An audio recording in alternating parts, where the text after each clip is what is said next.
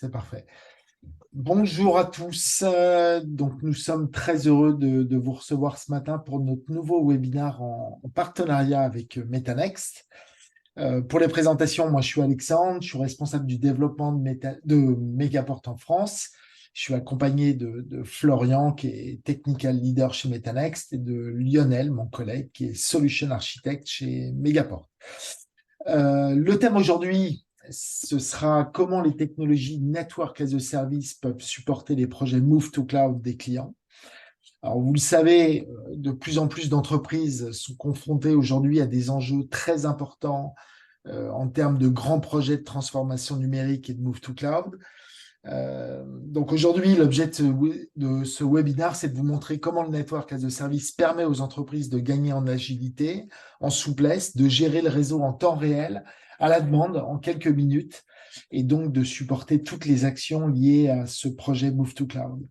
Alors vous le verrez, les activités de Megaport et de Metanext sont extrêmement complémentaires, parce que nous avons construit un partenariat très fort basé sur des projets que nous avons transformés en véritable succès. On vous présentera justement un de ces projets qui vient d'être finalisé. Et avant de passer au sujet technique, nous allons vous présenter justement nos deux organisations et la proposition de valeur autour de ce partenariat Megaport-Metanext. Alors, on peut passer au slide suivant. On va passer à la présentation de Megaport. Alors, qui est Megaport? Megaport est une société d'origine australienne. Notre siège social est à Brisbane et on a été créé il y a tout juste 10 ans. On vient de fêter notre anniversaire. Alors, ce que propose Megaport, c'est très simple. La mission première de Megaport, c'est d'être le plus grand réseau d'interconnexion au monde, d'interconnexion data center et d'écosystème cloud. Donc, ce qu'on propose à nos clients, c'est de venir rejoindre le réseau Megaport à travers 800 points de présence dans le monde pour accéder à cet écosystème qui est le plus large au niveau mondial depuis ces points de présence. Aujourd'hui, on opère plus de 30 000 interconnexions dans le monde pour le compte de un peu moins de 3 000 clients sur différents services de cloud connectivity et d'interconnexion télécom. On va pouvoir passer au slide suivant. Lionel, merci. Alors, un bref focus sur la définition du Network as a Service et surtout de notre business model. Alors, qu'est-ce que c'est que le Network as a Service? C'est une technologie qui, selon nous, va révolutionner le secteur des télécoms et vous allez voir pourquoi. Lorsque vous souscrivez, vous faites appel à un opérateur telco standard, vous allez exprimer un besoin, vous allez leur dire, voilà, nous, on a besoin d'une interconnexion entre le point A, c'est nous, et le point B, avec tel débit dans le cadre de tel projet. L'opérateur va répondre avec une proposition commerciale entre le point A et le point B, avec un débit et avec un contrat de durée qui sera engagé dans le temps, généralement sur 12, 24 ou 36 mois. Ce débit est fixe. Si vous allez devoir le bouger, il faudra passer par l'opérateur, signer un avenant et attendre, comme les installations d'ailleurs, attendre plusieurs jours, voire très souvent plusieurs semaines pour être installé. Ce que propose Megaport à travers le Network as a Service, c'est complètement disruptif, c'est complètement à contre-courant de ce que proposent les opérateurs. Vous allez le voir, il est possible de setup, d'installer des services Megaport en moins d'une minute à travers un portail, de modifier la bande passante en temps réel et de résilier même le service au bout de quelques jours. Pourquoi? Parce que par définition, nativement, les services telco de Megaport ne sont pas engagés dans la durée. Ça veut dire quoi? Ça veut dire que si le service n'est pas engagé, qu'on peut modifier en temps réel le débit, ben on va se retrouver avec une facture avec un modèle pay as you go, paiement à l'usage, exactement ce qu'on retrouve aujourd'hui dans le cloud chez les hyperscalers et qui va coller au plus près de vos besoins et de l'évolution du projet, voire même pour certains services move to cloud ou cloud to cloud qu'on va utiliser uniquement quelques jours, voire même quelques heures, puisque le modèle pay as you go a une granularité très précise, horaire, ce qui fait que vous allez avoir une facture qui collera le plus aux besoins. On peut passer au slide suivant, Lionel. Alors, comment on arrive à joindre l'écosystème de Megaport? On arrive à le joindre à travers 800 points de présence, je vous l'ai dit, et sur un réseau qui s'étend sur à peu près globalement tous les data centers dans le monde. vous allez voir que Megaport est complètement agnostique, complètement neutre. Ça veut dire qu'on n'a pas d'accords stratégiques et commerciaux avec ces data centers. On va là où il y a du business, là où les clients veulent nous rejoindre, ou là où Megaport veut passer des partenariats avec certains data centers. Data centers très connus dans le monde, Equinix, Telehouse, Interxion, NTT, on les connaît tous, mais aussi des data centers français, beaucoup plus spécifiques, des data centers souverains qui veulent avoir Megaport euh, dans leur emprise. Pourquoi? Parce qu'ils n'ont pas forcément d'écosystème et que leurs clients demandent à accéder depuis l'espace de colocation à l'écosystème le plus proche. Lionel pourra vous donner plus d'informations. Ce réseau est complètement opéré, éclairé par Megaport. Il est basé sur des interconnexions passives, fibre noire, qu'on va souscrire auprès des opérateurs métropolitains et des liens longueur d'onde WDM pour les interconnexions intercontinentales. Ce réseau est activé, opéré par Megaport pour délivrer une couche Software Defined Network. Dernier slide, Lionel, pour moi. Je vous parlais de l'écosystème, de neutralité, de notre identité complètement agnostique. C'est pareil pour l'écosystème. On va chercher tout ce qu'on est capable de prendre. Alors, bien évidemment, 70% de nos demandes vont concerner les hyperscalers, les GAFAM qu'on connaît tous, parce qu'on sait que dans le cadre d'un projet Move to Cloud, AWS, Azure et Google seront leaders, mais pas seulement. On intègre aussi des pure players qui sont spécialisés dans leur domaine d'activité, comme Cloudflare, comme SAP, comme Salesforce, et de plus en plus aussi de cloud service providers qui ont une spécificité nationale, comme OVH, Outscale ou Cloud Temple, dans une logique de souveraineté des données et notamment de certification SecNum Cloud qui est délivrée par l'ANSI. Je ne m'étendrai pas là-dessus, mais ce qu'il faut savoir, c'est que l'écosystème est aussi enrichi par une marketplace où tous nos clients peuvent publier leur interconnexion d'une manière publique ou privée en échangeant, par exemple, des clés de service avec des filiales, avec des fournisseurs, avec des clients, ce qui leur permet de construire aussi des interconnexions de niveau 2 entre tous les points de présence de Megaport. Lionel, on peut passer au slide suivant. Alors, la proposition de valeur du partenariat de Megaport et de Metanext, vous la comprendrez d'autant plus lorsque Florian va présenter Metanext. Aujourd'hui, ce qu'il faut savoir, c'est que Megaport a construit tout un écosystème de partenaires qui sont un formidable relais de croissance pour nous. Megaport est arrivé en France il y a à peu près 2 ans et il fallait justement qu'on optimise au maximum notre présence et notre capacité d'évangéliser. Parmi ces partenaires, on va retrouver des data center operators, des network service providers, donc des opérateurs, mais surtout des managed service providers comme Metanext. Pourquoi? Parce que les MSP comme Metanext sont avant tout spécialisés dans les technologies cloud, mais vis-à-vis de ça, ils ont une vision à 360 degrés du projet cloud chez le client. Vous verrez dans la présentation qui va suivre, la présentation de Florian, que le champ d'action de Metanext intègre toutes les composantes d'un projet cloud, dont les services de cloud connectivity qu'on retrouve en haut en rouge. Les compétences de Metanext autour du network as a service leur permettent d'installer justement des interconnexions pour leurs clients en quelques minutes. Et cette infrastructure réseau qui garantit une qualité de service optimale, de la prédictibilité, des performances réseau au service du cloud, vont garantir justement la réussite du projet Move to Cloud chez le client. Voilà pour ma partie. Florian, je te laisse prendre la main. Merci Alexandre.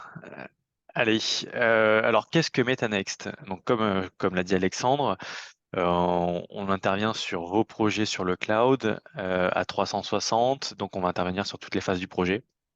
Donc la première, ça va être le think, on va faire l'étude et le conseil de votre solution,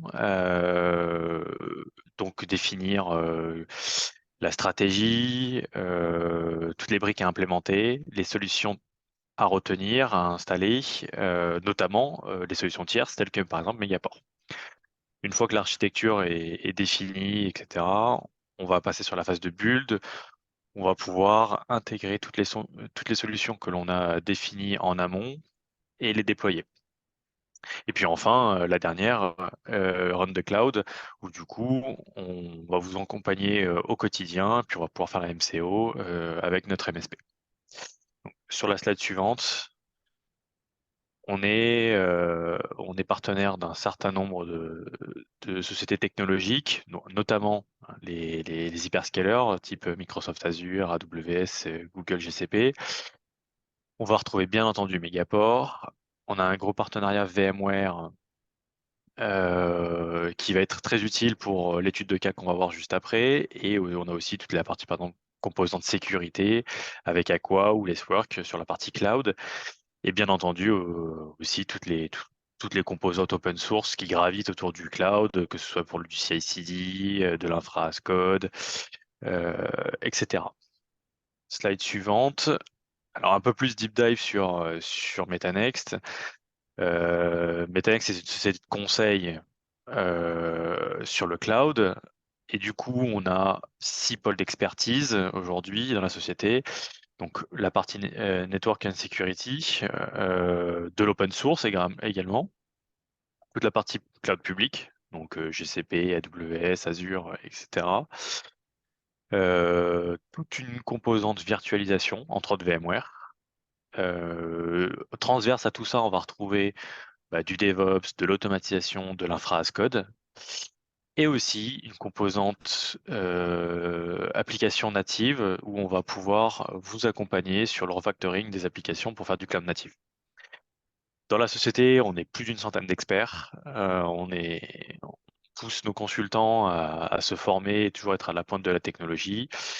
On a de nombreuses certifications, qu'elles soient individuelles et aussi d'entreprise. Donc on a un paquet de certifications Cube. Également sur la partie cloud public, alors tout type de CSP, hein, donc AWS, Azure ou GCP, et aussi pas mal de VMware.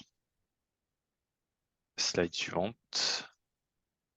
Je laisse du coup Lionel vous présenter ce que c'est le NAS et je vous reprends après pour l'étude de cas. Voilà, c'est mon tour. Alors, je voulais juste préciser qu'il y a une touche Q&A ou QNR en fait directement dans Zoom, dans laquelle vous pouvez commencer à poser vos questions si vous en avez. Alors, de mon côté, je vais aller un peu plus dans les détails sur ce qu'on appelle le modèle NAS d'un point de vue Megaport. Alors, vous connaissez sans doute les terminologies IaaS, PaaS, SaaS. Bon, l'infrastructure as a service, pour rappel, c'est remplacer une infrastructure virtuelle, on-premise, pardon, et physique par une infrastructure virtuelle et hostée dans le cloud. Donc ici, on va avoir une solution qui comprend serveur, réseau, stockage de données. Donc on a une certaine latitude, une liberté de mouvement dans les configurations, mais on va garder les compétences de gestion de cette infrastructure. Dans le modèle PaaS, là, on va totalement externaliser les compétences de gestion de cette infrastructure virtuelle. Et finalement, on va avoir accès à un système opérationnel, un serveur web ou une base de données qu'on va faire vivre en fonction des besoins. Pour le SaaS, là, c'est aller chercher une application ou un logiciel métier directement hébergé dans le cloud qu'on va utiliser au jour le jour pour son entreprise. Donc là-dedans, le Network as a Service, c'est pareil, un modèle un type de service cloud, de la même manière que le IaaS, le PaaS et le SaaS, dans lequel le client va s'abonner à des services de réseau auprès d'un fournisseur type cloud ou SDCI. SDCI, Software Defined Cloud Interconnect, c'est Megaport, qui est un backbone Software Defined Network sur lequel on va pouvoir automatiser ces interconnexions vers l'ensemble des cloud service providers. Donc l'idée ici, c'est que le client va s'affranchir de la gestion de sa propre infrastructure physique réseau pour s'interconnecter, et donc va externaliser la gestion du cycle de vie complet du matériel, logiciel, licence, service et la gestion du réseau, donc pas de CAPEX et moins d'OPEX.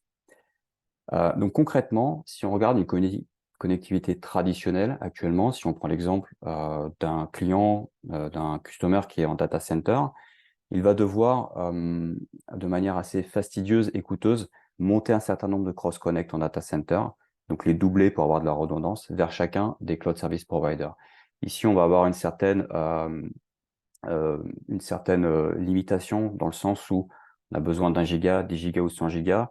On va devoir monter une interco à 1 giga, 10 gigas ou 100 gigas, mais on ne va pas avoir de granularité sur des débits moindres ou bien des débits intermédiaires entre le giga et le 10 gigas. Donc, si on doit s'interconnecter parce qu'on a besoin de 2 gigas, on va devoir prendre un 10 gigas avec Azure, par exemple. Et là, pour le coup, on va payer le service pour 10 gigas, même si on ne l'utilise pas dans son entièreté. De même, pour l'interconnexion des sites distants, on voit en bas dans les lignes rouges, on va parler d'interconnexion type MPLS, fibre optique noire, Wave. Donc ici, on va se baser sur des contrats qui vont être plutôt long terme, sur lesquels on va avoir des débits qui vont être flat. On va devoir mettre en place des avenants pour pouvoir modifier les débits, donc ça va être assez aussi fastidieux à gérer. et donc quelque chose qui va être assez limitant. On va parler à peu près de la même chose que pour les services en bas en rouge, pour des distances, donc pour les interconnexions long haul, on aura la même problématique si on va aller chercher une interconnexion dans un autre data center ou un autre site distant qui peut être dans un autre pays, par exemple. Alors, avec Megaport, ici, on va reprendre l'exemple du client, qui est en data center. Il n'a plus qu'un seul cross-connect à monter avec Megaport. Alors, on va en monter 2 pour la résilience, évidemment, mais il va s'interconnecter directement au point de présence le plus proche de Megaport, donc dans le même data center. Et à partir de ce port d'interconnexion, le client va pouvoir se connecter sur notre portail, donc notre plateforme de Network as a Service, et il va piloter la création, la modification, la suppression, l'évolution de l'ensemble de ces interconnexions vers l'écosystème de services qui comprend évidemment tous les cloud service providers qu'on le voit en haut à droite. Donc ces interconnexions-là, au lieu d'être physiques avec des cross-connects en data center, qui eux ont aussi la limitation de s'interconnecter à la région locale en data center, ici on va parler de virtual cross-connect. Donc ce sont aussi des cross-connects, sauf qu'ils sont virtuels. On parle de point à point de niveau 2. Et à partir du port d'interconnexion, ici en bas à gauche, le client va pouvoir monter une centaine de VXC. Il va pouvoir monter en l'espace d'une minute, par exemple, un VXC de 1 méga à 10 gigas vers AWS en direct connect ou un express route vers Azure. Donc, l'idée, c'est que cette interconnexion virtuelle très simple et rapide à mettre en place vont aussi bénéficier de la garantie d'un backbone physiquement géré par Megaport et privé. Donc, on va garantir les débits et on va fournir des latences qui vont être optimales et prédictibles. Donc, on va retrouver vraiment les mêmes qualités qu'un cross-connect physique, mais avec les avantages en fait de la flexibilité d'un opérateur comme Megaport. On va aussi pouvoir compléter ces architectures avec d'autres types de services virtuels. Donc, par exemple, le MCR Megaport Cloud Router, ça va être un routeur virtuel qui va être directement hosté sur le backbone de Megaport et qui va être au plus proche des interconnexions physiques avec les cloud service providers et qui va permettre de faire du cloud-to-cloud, du multi-cloud très simplement et de manière très rapide et qui va assurer en fait une latence très basse, puisque si on parle d'interconnecter Azure avec AWS à Paris, par exemple, on va pouvoir obtenir des latences de demi-seconde avec des débits garantis, des latences qui vont être prédictibles. On va pouvoir compléter aussi les services, comme le disait tout à l'heure Alexandre, par des interconnexions vers d'autres services providers, d'autres types qui sont disponibles dans la marketplace ou l'écosystème de Megaport. On va retrouver de l'Internet Exchange, par exemple. On peut s'interconnecter très bien à FranceX depuis Paris, par exemple. Je ne l'ai pas dit, mais effectivement, toutes les régions des CSP que l'on voit auxquelles on peut s'interconnecter, il n'y a aucune limitation. On peut s'interconnecter aux régions en France, en Angleterre, en Allemagne, à Dublin, aux US ou en APAC. Il n'y a aucune limitation géographique à ce niveau-là. On aura aussi dans l'écosystème d'autres services de type IaaS, PaaS, SaaS, Transit IP, etc. Donc pour vraiment avoir un panel complet de services que l'on vient chercher par Megaport et auquel on va pouvoir s'interconnecter avec toute cette flexibilité. Pour compléter sur les services virtuels, on a aussi la Megaport Virtual Edge ici en bas, qui lui va permettre d'interconnecter les sites distants, soit par du VPN, soit par de l'overlay SD-WAN, et qui finalement va permettre au client de s'affranchir d'interconnexion MPLS ou de fibre optique noire ou de Wave, puisque là on va se baser plutôt sur l'underlay Internet, donc en redondance, et donc s'interconnecter à une gateway virtuelle qui, elle, va donner accès à tout l'écosystème de Megaport. Et tous ces services sont interconnectables les uns entre les autres, et donc sont accessibles depuis à peu près 800 data centers dans le monde. Et donc, il y a vraiment cette notion d'extension donc locale et internationale via Megaport. Plus précisément, on va expliciter 2 scénarios qui vont permettre d'introduire le retour d'expérience que l'on verra juste après par Florian. Donc, le scénario hybride cloud. Donc ici, on a un port d'interconnexion sur Megaport. Donc on a le cross-connect ici d'interconnexion. Donc on a le routeur client qui s'interconnecte en data center. Et à partir de là, le client va acquérir une grande flexibilité et agilité dans ses interconnexions aux différents clouds. On l'a déjà évoqué. On va pouvoir vraiment moduler les débits. On va avoir potentiellement une stratégie de ramp-up. On va pouvoir s'interconnecter par exemple à Azure à 100 mégas dans un premier temps, et puis finalement évoluer jusqu'à 10 gigas en fonction des besoins, en fonction de la vie du réseau. On va pouvoir s'interconnecter à différents cloud service providers en fonction des besoins. On va pouvoir aller chercher la meilleure application chez le meilleur CSP finalement et faire communiquer le tout de manière très très simple. On va évidemment avoir toutes ces flexibilités tout en assurant une fiabilité et une sécurité puisqu'on est sur un backbone privatif et géré directement par un seul opérateur qui est Megaport. On aura la possibilité de monter donc des architectures aussi hybrides, donc s'interconnecter à Megaport, mais tout en gardant du workload on-premise pour des contraintes souveraines, de souveraineté. Donc là, on a la possibilité donc d'interconnecter directement entre Megaport et l'on-prem avec les clouds. Donc on a vraiment cette latitude-là, cette liberté d'intégration. Et enfin, on a aussi la possibilité de mettre en place, comme on l'a dit tout à l'heure, on peut prendre des services sans engagement. Donc on peut très bien imaginer une campagne de migration de l'on-prem vers le cloud pour une courte durée, puisqu'on peut très bien souscrire à un port d'interconnexion Megaport pour quelques mois uniquement, puisqu'on a le contrat mois par mois, et là finalement faire cette migration et puis ne pas avoir besoin de garder l'architecture d'interconnexion dans le temps. Autre scénario, donc le multi-cloud. Ici, on va se baser sur ce qu'on appelle le Megaport Cloud Router. On en a déjà parlé. C'est un routeur virtuel qui est hosté directement sur nos serveurs en data center, qui vont être redondants dans différents data centers et qui vont être au plus proche des interconnexions physiques avec les CSP. Donc, comme on l'a dit tout à l'heure, on va fournir une solution de très basse latence qui va être parfaite pour tout ce qui est application database centrique, par exemple. Ce MCR va aussi permettre de monter une architecture distribuée multi-cloud. On va pouvoir aller chercher les meilleures applications chez le meilleur CSP. On va pouvoir monter en fait un système avec du front-end chez un CSP, du back-end sur d'autres CSP par exemple. Le tout va communiquer au travers de ce Megaport Cloud Router qui va monter donc des VXC, des interconnexions et va monter des peering BGP directement donc en quelques minutes au travers donc, de ces VXC et va permettre cette interconnexion entre les différents cloud service providers. On va aussi imaginer le scénario PRA-PCA multi-cloud. On ne met pas tous ses œufs dans le même panier. Donc, on peut très bien avoir donc en fait sa prod dans un service provider, finalement avoir du backup dans un autre. Et enfin, dans autre cas, pardon, on a aussi la possibilité d'éviter l'effet trombone. Ça, c'est très important. Quand on a un routeur, en fait, un site distant qui est assez loin en termes de latence des clouds, on peut s'interconnecter via ce routeur-là, mais si le routage, par exemple, j'ai un routeur sur Marseille qui est interconnecté à Megaport à Marseille, et finalement les régions utilisées sont sur Paris ou même à Francfort, bah, l'idée c'est de positionner un MCR à Paris, s'interconnecter au cloud directement à Paris, donc régionaliser le trafic sur Paris, donc avoir des latences très basses.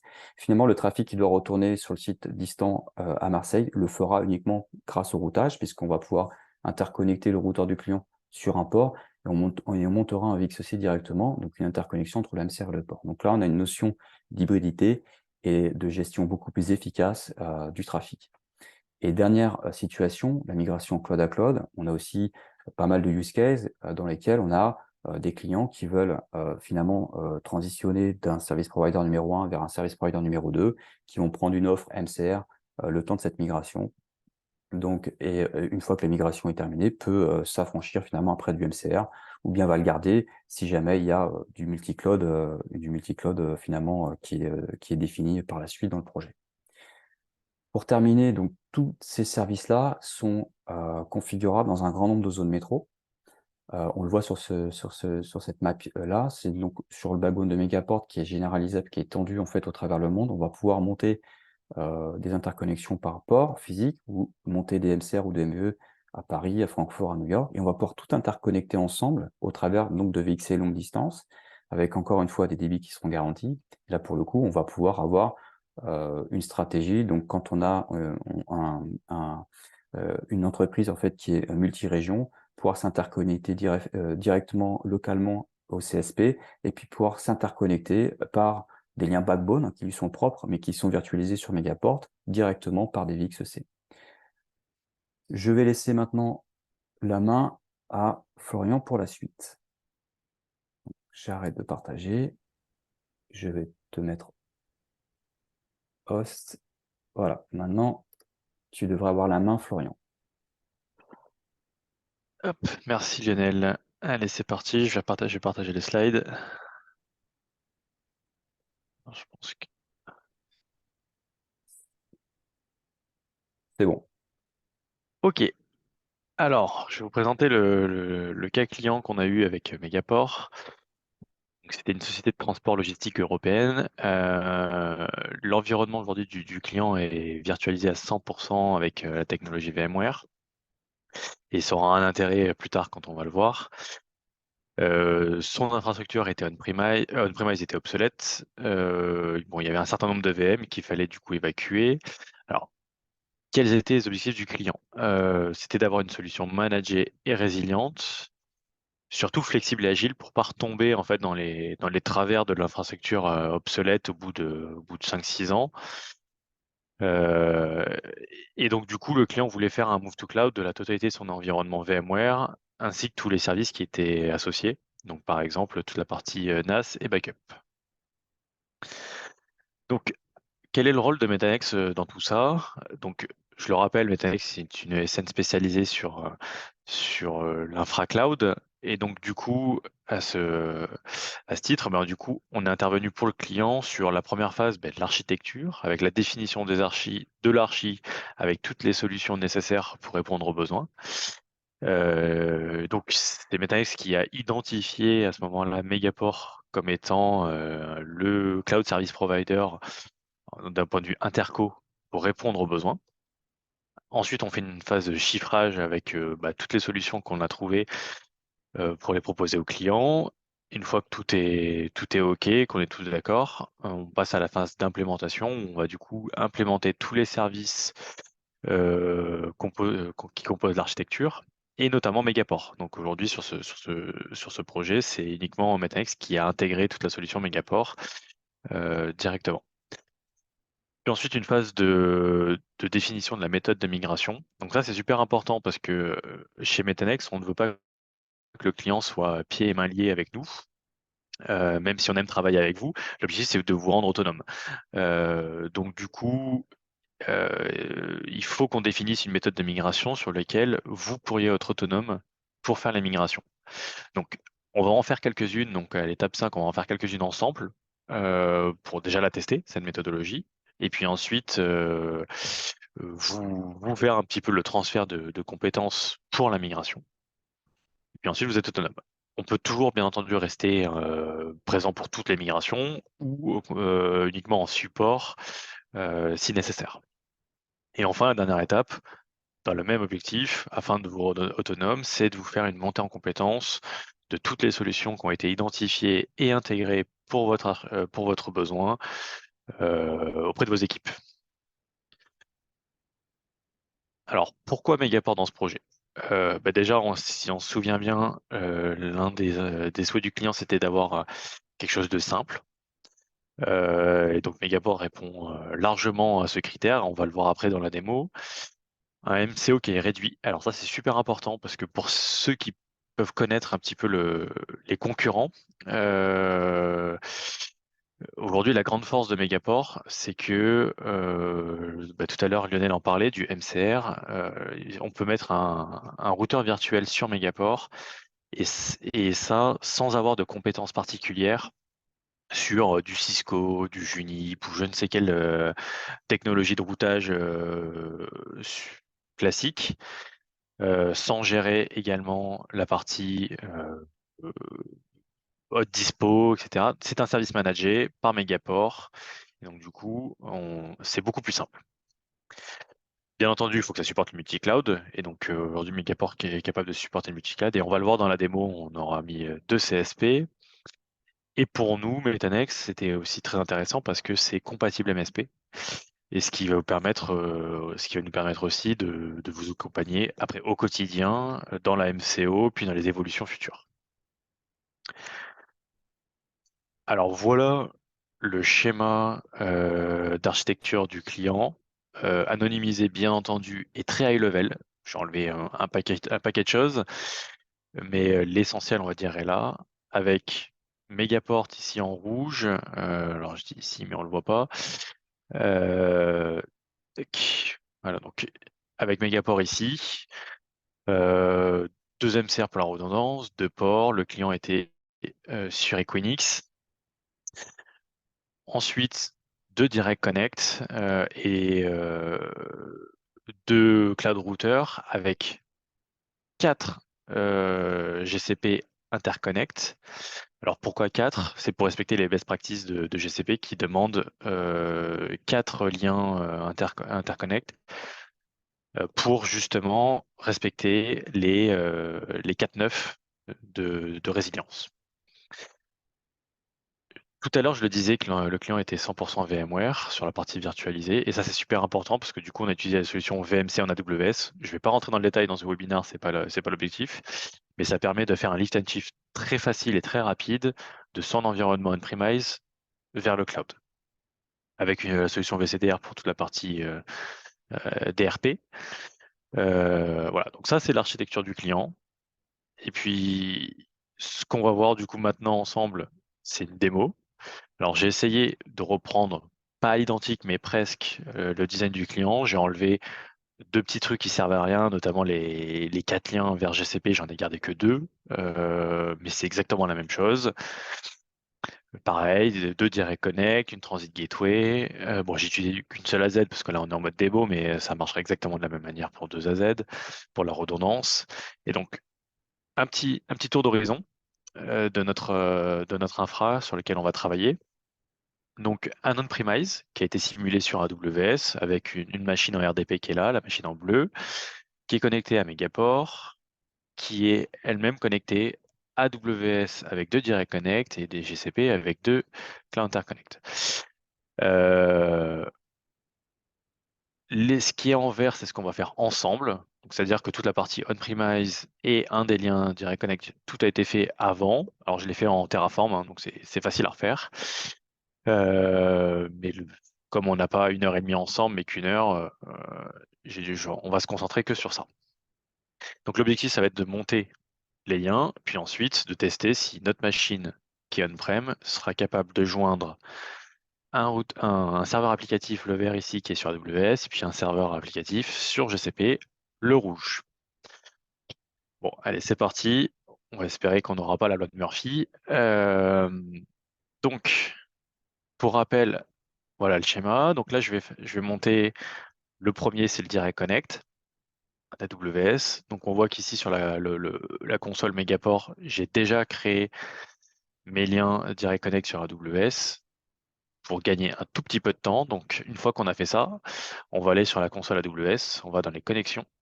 Et en fait, ce qu'on va voir, c'est qu'on a toutes nos connexions qui sont arrivées, et dont une, celle qui est justement en attente. Elle est en attente, je ne l'ai pas activée, je ne l'ai pas autorisée, donc on va le faire ensemble. Donc là, l'objectif, c'est de l'accepter. Et une fois que c'est accepté, on peut créer une virtual interface. Donc, qu'est-ce qu'une virtual interface? C'est le point de peering côté AWS, c'est la terminaison. C'est lui qui va faire le peering BGP. Donc là, on va le configurer ensemble, on va lui mettre un nom, on va choisir la Direct Connect Gateway qui a été créée automatiquement en Terraform, on va mettre les configurations BGP. Hop. Voilà. Donc on met les IP, donc ça c'est la partie on-prem, ça c'est les IP, c'est l'IP côté AWS. Et un mot de passe très sécurisé que je ne vous invite pas à remettre sur la production. Et voilà, c'est parti. Donc là, l'interface virtuelle va se créer, donc ça va mettre quelques minutes le temps que le peering BGP monte. En attendant, ce qu'on va faire, c'est qu'on va passer sur la partie GCP. Donc idem, sur la partie GCP, on va sur la console. Donc là, on a 2 Cloud Interconnect qui ont été créés également en Terraform. Quand on fait ça, normalement, ce que ça fait, c'est que ça va générer des peering keys. Donc moi, je les ai hein, sur ma console. Donc, une fois qu'on a ces peering keys, on va retourner sur le portail Megaport et on va demander à créer des clouds interconnect GCP. Donc là, on va sur le MCR que j'avais créé. Je choisis la partie cloud. Hop, GCP. Je mets la peering key. Donc, hop, si je reprends le schéma très rapidement. Voilà, donc là, on va faire ce lien-là. Donc sur Paris. Donc on va sélectionner Paris. Hop, next. On va lui donner un petit nom. On va lui mettre un débit à 50 MB. Pas besoin de plus pour la démo. Si on le souhaite, on pourra le modifier, hein, ce débit, il n'y a pas de souci. Voilà, on l'ajoute. Pour l'instant, rien ne s'est passé. parce qu'il va falloir qu'on passe la commande. Mais avant ça, je vais faire le deuxième lien sur GCP. Donc pareil, on retourne là, on sélectionne GCP. On colle la deuxième peering key qui a été générée par GCP. Donc là, celle-ci, c'est sur Francfort. Hein, donc si je reprends le schéma, voilà. Donc là, maintenant, on va faire cette liaison-là, hein, qui est sur Francfort. On va essayer Francfort avec Winix, allez, pourquoi pas. GCP de Francfort. On va mettre également 50 MB. On ajoute. Voilà, donc là, on est prêt à passer commande.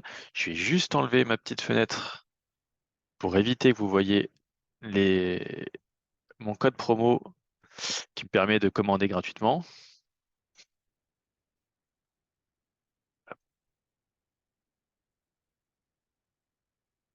Hop, voilà, je le renseigne et je vous repartage. Hop, voilà. Donc une fois qu'on est là, donc on a cette console, c'est parti, on order. Donc à la différence d'AWS, alors on l'a pas vu à 100% sur AWS, mais on le verra si on a un peu de temps après, mais sur la partie GCP, aucune configuration BGP n'est nécessaire à renseigner. Alors il y aura bien du ping BGP qui va se monter, mais c'est automatique. C'est une auto-négociation entre GCP et Megaport. Donc on va aller retourner sur la console. Ah bah dis donc, on a de la chance, là, sur la démo, AWS est super rapide. Donc ça y est, le peering BGP est monté sur la partie AWS. Et GCP, voilà, c'est en cours. Donc là, ça va travailler d'ici quelques petites minutes. Ça devrait être up. Donc, on va tester. On va aller sur notre machine RDP. Donc, hop, toujours, je reprends le petit schéma. Donc là, je suis sur la machine en bleu qui est ici. On va essayer de joindre le serveur applicatif qui est sur AWS.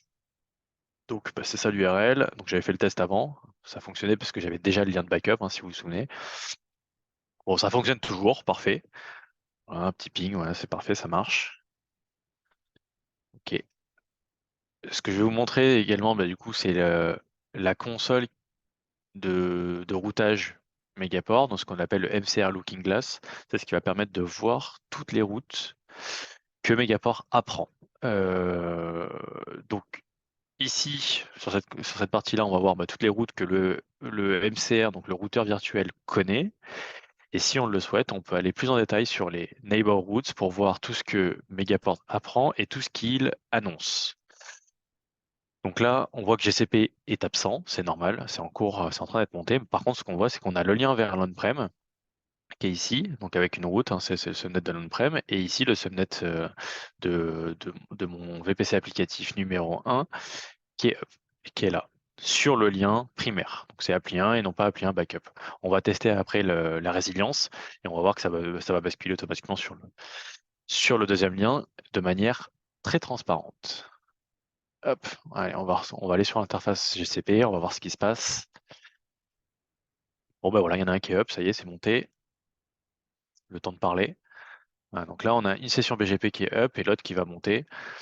Ce qu'on peut aller faire, c'est qu'on peut aller réactualiser ici. Et puis, si on est impatient, on va aussi aller tester l'application. Appli GCP et pas d'effet démo, ça fonctionne, parfait. Donc là, voilà, on a bien réussi à accéder à notre application sur GCP. Hop. Et on voit bien que c'est monté. Voilà, on voit sur la table de routage qu'on a nos préfixes qui ont bien été appris par le MCR. Alors, avant que je fasse une bascule, je vais quand même vérifier que le deuxième lien monte. Hein, ça serait quand même dommage de se couper l'accès. Voilà, bon là c'est en cours. Hein. Ça a changé de statut, donc ça devrait pas tarder à passer. Donc, en attendant, ce qu'on va faire, alors, j'aimerais bien que le truc zoom s'enlève pour que je puisse changer mes. Bon, c'est pas grave. Je vais faire comme ça. Ce qu'on va tester maintenant, c'est de couper un peering, donc celui d'AWS. Donc là, on voit on a l'appli 1 et l'appli 1 backup, hein, qui sont les deux chemins, hop, ici, vers mon VPC applicatif. Ce que je vais faire, c'est que je vais couper celui que je viens de monter. ici pour prouver que ça bascule bien. Puis pareil sur la partie GCP, je vais couper le premier ici. Alors avant de couper GCP, je vais quand même vérifier que c'est bien OK. Je pense que là maintenant ça devrait être bon. Voilà, c'est bon, parfait. Donc c'est parti. Donc là on va sur la partie AWS. On peut le faire également sur Megaport si on le souhaite, hein. Bon, moi je vais le faire sur les deux CSP. Donc on prend le lien primaire qui est ici. Hop, on clique sur la virtual interface, donc le peering BGP pour rappel, hein, et on fait bring down BGP. Donc là, on accepte, on confirme, c'est parti. Donc là, le peering BGP va tomber. Et idem sur GCP, on va le faire. Donc on va prendre le premier cloud router. On va prendre la session BGP qui est ici, puis on va l'éditer. Et on va la disable. Ah mince, je sais pas. J'ai oublié de couper, j'ai oublié de lancer un petit ping. Bon, ça a pas bousculé. Normalement, ça prend une petite minute le temps qu'AWS comprend l'ordre, hein. C'est pas de la CLI, donc c'est pas du clic et instant, mais, euh, mais on s'en rapproche. Voilà, donc là, normalement, j'ai lancé la coupure de tous les peering BGP, enfin de tous les peering BGP primaires. Donc normalement, tout le trafic devrait basculer. Bon, ça a bien basculé sur le backup, et ça a bien basculé sur GCP2. Hop. Bon, alors peut-être qu'on me croira pas parce que je l'ai lancé un petit peu trop tard, le ping. En tout cas, là, bon, on n'a aucune perte. Et même sur, même sur toutes les démos que j'ai faites, et même sur la petite vidéo que j'avais préparée, il n'y a aucune perte également. On peut s'attendre parfois à un ou deux paquets perdus. C'est le maximum que j'ai eu pour le client, par exemple. Bon, des fois, il n'y en a pas. Voilà, donc c'est totalement transparent. Euh, Alors, je regarde, il est 45. Je vais juste vous montrer très rapidement un truc. Parce que là, c'est terminé. Voilà, je vous ai montré, c'est super facile pour connecter GCP, AWS ensemble. Ce que je peux vous montrer, c'est comment faire pour commander MCR, puisque ça, vous ne l'avez pas vu. C'est tout simple, ça va prendre 30 secondes. Vous cliquez sur Create a MCR, vous choisissez le pays dans lequel vous voulez déployer le MCR. Donc sur la France, par exemple, on a trois choix. Ben, moi là, ici, je vais le mettre sur Interaction, par exemple, hein, le MCR. Je lui mets un débit, un débit, MCR démo, donc en nom. Je lui mets pas de souscription. Je peux changer le numéro d'AS si je veux, du MCR. Bon, je vais laisser celui par défaut. J'ajoute, et c'est tout. Et vous voyez, je clique sur Order. Alors, je vais pas faire Order là parce que sinon je vais payer. Il faut que je mette le code promo. Et puis, ça va prendre une ou deux minutes le temps que ça monte. Et ensuite, on est prêt à lancer un VXC. Et pareil pour AWS, puisque vous l'avez pas vu, je vous le montre. On va pas la commander, mais on va le faire en live. Alors, on sélectionne AWS, on fait un Hosted Connection qui est le mode aujourd'hui recommandé par Megaport. On sélectionne par exemple la France. On va se mettre sur Telehouse. Donc ça, c'est le Direct Connect Location qu'on vient de sélectionner. On va mettre un nom pour le MCR. On sélectionne un débit, donc 50 MB. On met l'IP qui sera porté par le MCR.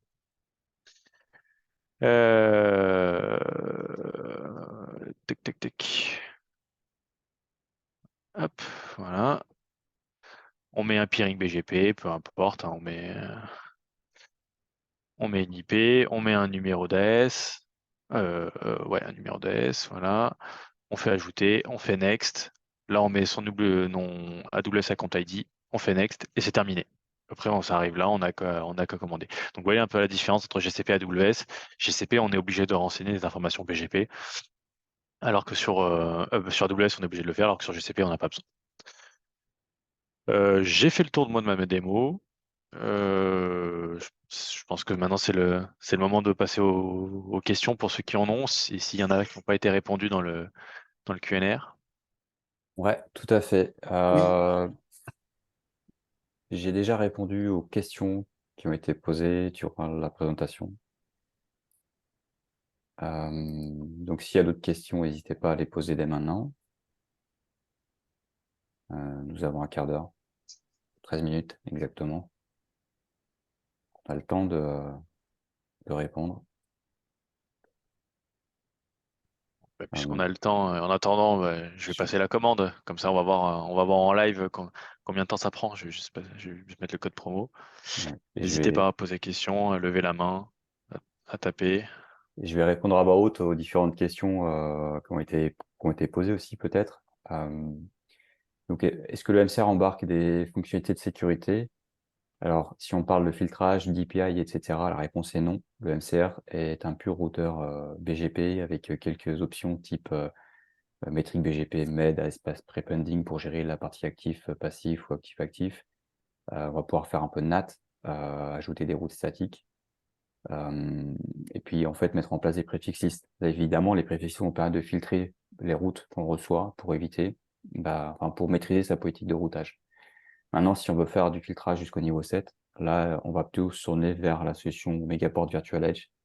Donc, comme l'MCR, c'est pareil, c'est sur nos serveurs, elle va hoster une licence type FortiGate, Palo Alto, Versa, Cisco, etc. Là, pour le coup, le client va avoir accès en fait à cette plateforme directement. Ça va être sa propre appliance en fait.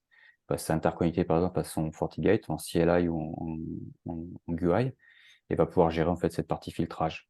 Va pouvoir même aussi pouvoir isoler différents environnements, prod, la prod des tests, et par exemple avec utilisation de VRF, de VDOM, ce genre de choses.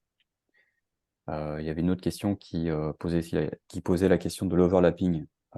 Si on a les mêmes IP qui sont utilisés dans les clouds, là évidemment avec le MCR, on va rejoindre en fait la réponse que je viens de donner un petit peu, c'est qu'on va pouvoir filtrer, mais si on a besoin de faire communiquer les différents clouds entre eux, alors on va pouvoir mettre en place du NAT. Donc là, le MCR va permettre d'avoir des IP identiques. Maintenant, évidemment, avec le MCR, on va essayer d'éviter ce cas d'usage. Et puis, encore une fois, le MVE, lui, va pouvoir répondre.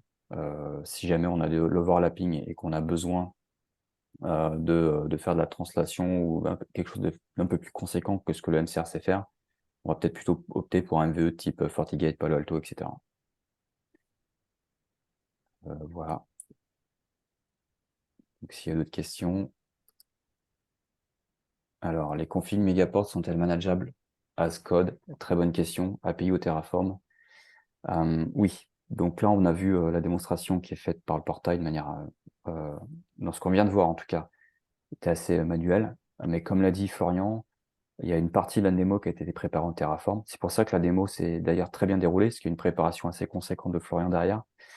Donc on sait terraformer en fait tous les services qu'on vient de voir sur Megaport de la même manière qu'ont été terraformés les partenaires Interconnect GCP ou le Direct Connect AWS et puis les autres composants réseau ou VM côté CSP. Donc on peut faire soit de manière manuelle sur le portail ou bien en requête API ou en Terraform, oui. Florian, Ah tu oui, voulais dire? ouais, je confirme. Donc là, il y a l'API doc hein, si vous le souhaitez. Et moi, pour le client, tout a été fait en Terraform. Donc c'est largement possible. Voilà, le seul truc que je pouvais pas faire là, en Terraform sur certains trucs, c'est mettre un code promo. Bon, c'est tout, mais dans la vraie vie, il n'y a pas besoin de code promo, hein. Vous avez déjà les bons prix qui vont bien. Mais voilà, donc tout peut être fait en Terraform, bien entendu, et je le recommande même hein, pour certains cas.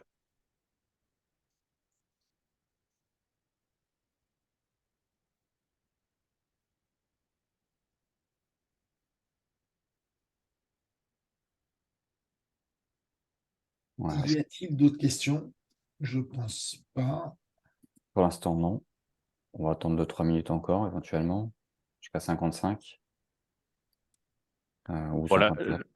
je ne sais pas si vous avez vu, hein, mais du coup, hein, le MCR est up depuis quelques minutes là. Voilà, Mm. donc super rapide. On est prêt à commander des VXC, hein, donc des liens vers les différents CSP. Ouais, donc oui, c'est assez magique, hein, c'est assez facile. En termes de possibilités, en termes de débit, throughput, le MCR en fait est disponible 1 giga, 2.5 giga, 5 giga, 10 giga. Maintenant, dans notre roadmap, en fait, on va monter sur les débits. On va proposer un 20 giga dans voilà, a priori début d'année prochaine.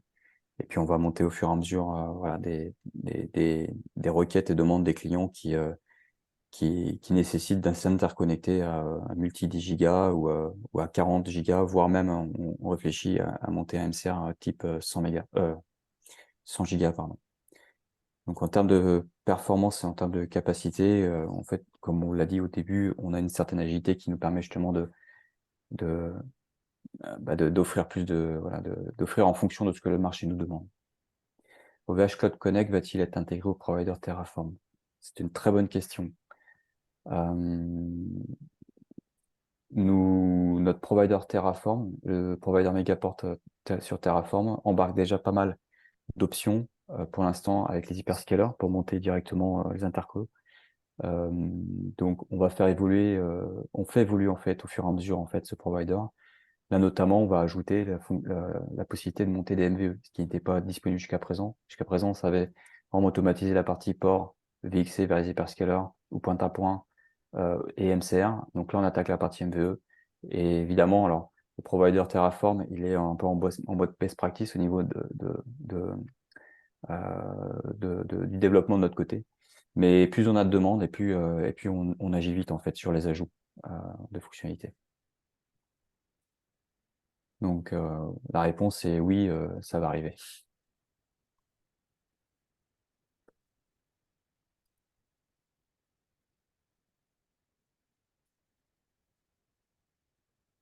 Parfait.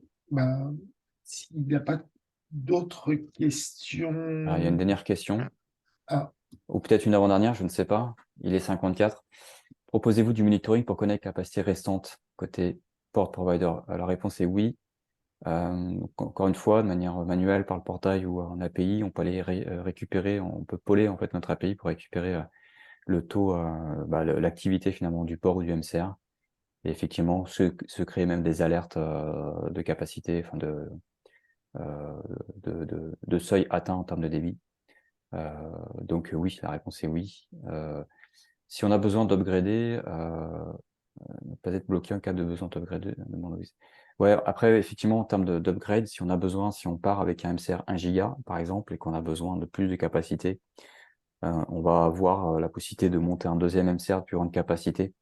Et on va avoir un script automatique qui permettra de migrer tous les VXC qui étaient sur le MCR, donc les VXC, les pointe à point vers les CSP, du premier MCR au deuxième MCR. Donc cette migration va être très très simple, va être donc de recréer un MCR, de migrer les VXC et de supprimer l'ancien MCR une fois qu'on est content de la migration. On n'a pas la possibilité on n'a pas une fluidité au niveau de la capacité d'un MCR, c'est-à-dire que j'ai un MCR 1 giga et je veux le monter à 10 gigas avec quelques clics, ça n'existe pas. Il y a quelque chose derrière d'assez complexe dans cette gestion de notre côté. Donc, du coup, par contre, on peut faire cette migration pas à pas qui est assez simple quand même en termes d'évolution. Et puis, encore une fois, même si le MCR est engagé, quand on a un upgrade comme ça, on peut très bien rester dans le contrat. Il suffit d'en parler au représentant Megaport. Donc, la réponse est oui. Possible, on peut monitorer puis upgrader de cette manière-là.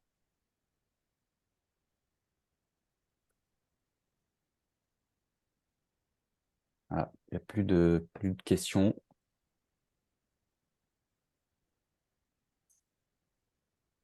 Encore 30 secondes et je pense qu'on va peut-être pouvoir arrêter.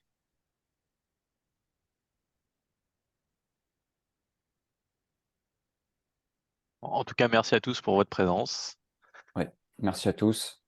merci à tous pour votre présence et vos questions techniques très pertinentes. N'hésitez pas à nous recontacter si vous voulez des compléments d'information. Et donc, en fait, l'enregistrement du webinar sera disponible en ligne dans quelques jours. Eh bien, merci à tous. Au revoir. Merci beaucoup, à Merci, au bientôt. revoir. Au revoir.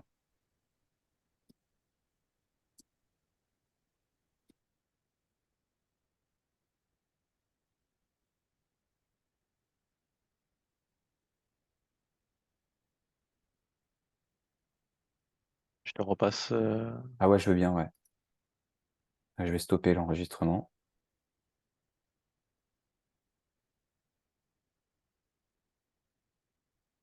Hop.